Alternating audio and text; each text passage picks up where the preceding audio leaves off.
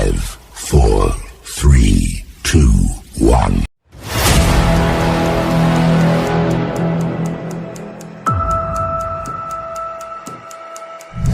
Hi, ನಾನು Vinod ಗೊಬ್ರಗಾಲ.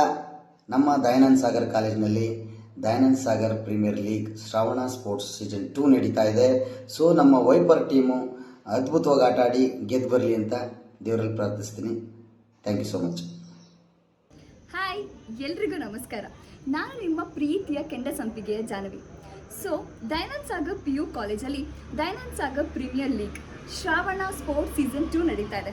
So ಇದ್ರಲ್ಲಿ participate ಮಾಡ್ತಿರೋ ಎಲ್ಲ ಟೀಮ್ಗೂ all the very best. Specially ನನ್ನ ತಮ್ಮ ಪಾರ್ಟಿಸಿಪೇಟ್ ಮಾಡ್ತಿರೋದು ಟೀಮ್ ವೈಪರ್ಸಲ್ಲಿ.